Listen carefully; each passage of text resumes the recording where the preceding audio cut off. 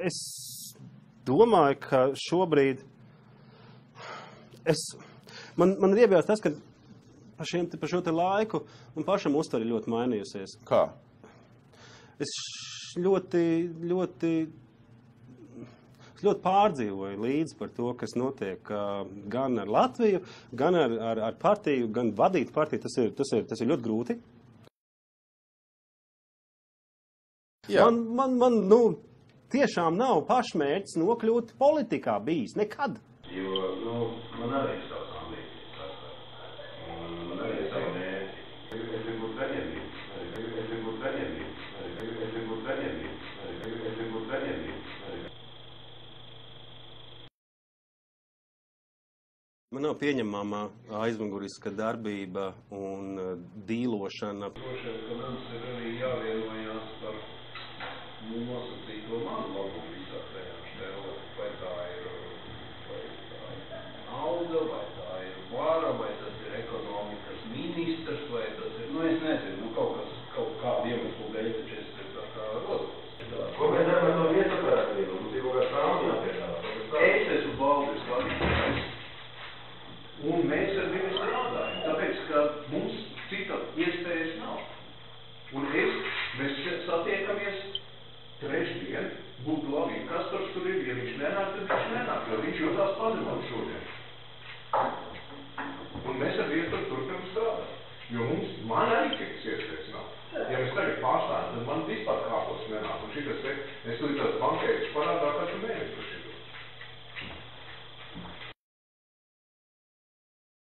Zini, šīs te partijas, kas šobrīd ļoti daudz, kas kandidē, tās, kas viss ir izlīmētas tagad pašvaldību vēlēšanās, manuprāt, ir absolūti, viņas uzskata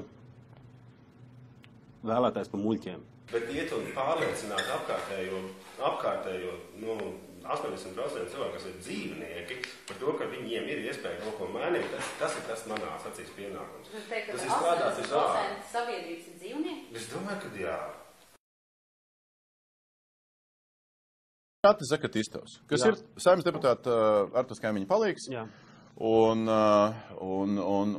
izglītots cilvēks un Kanādā strādājis un ko tik vēl nē.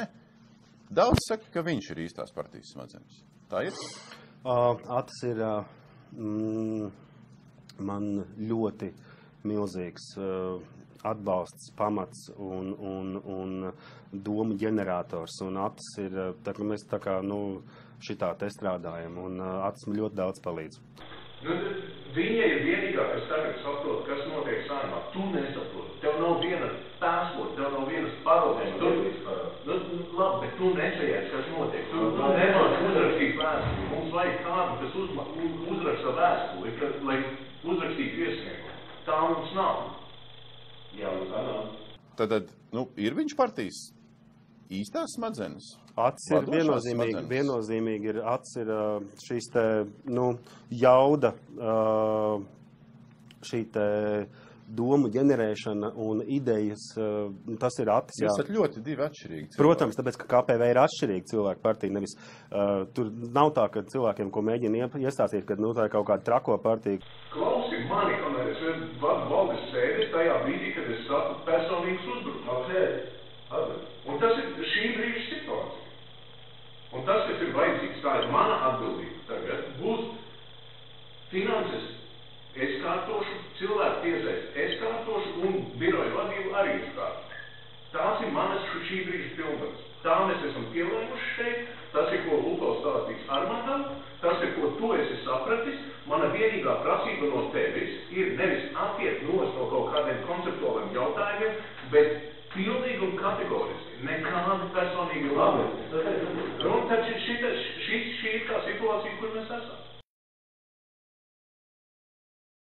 Ir tādi iesūtītie cilvēciņi, kas mēģina kaut kādā veidā no iekšas to drebināt. Un es domāju, šie cilvēki savu naudu ir atpelnījuši un nopelnījuši, kas viņiem tika darīts. Es tā domāju.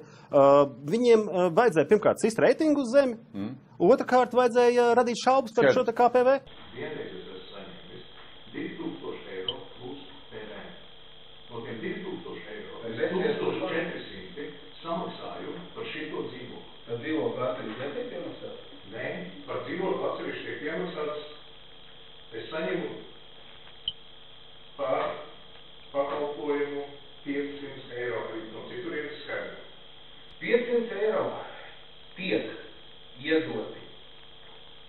Par ko? Par to, lai es varētu turpināt strādāt partijā.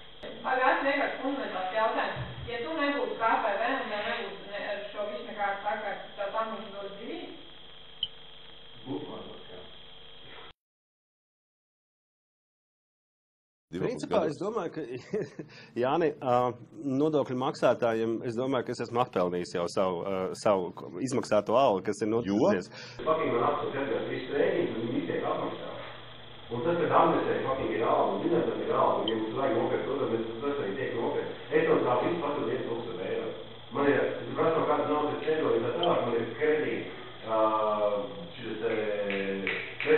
kredītkārtē, Citadelē. Tāpēc, ka esmu deputāts, man ir 7 štuks, ko es varu tērēt. Tā, ja viņi tērē, es varu iemaksāt 500 eiro katru mēnesi. Tā es dzīvoju. Respektīvi, tas, ko es nopērnu, ir 2700 eiro ar saviem sēdētājiem, un tad man klāt. Ko ar visam kaimiņam gribētos, lai kas par viņu pazūd, kādu materiālu? Ir daži, vai ne? Jāni, Man nepatīk, ka man šeit noklausās. Bet tu taču pats to izvēli. Bet es jau par to samaksāju. Nu, ja? ko tagad tādu filozofiski jautājumu pašam par sevi? Redzes, man negribās izmantot to laiku tagad domāšanai šausmīgai, bet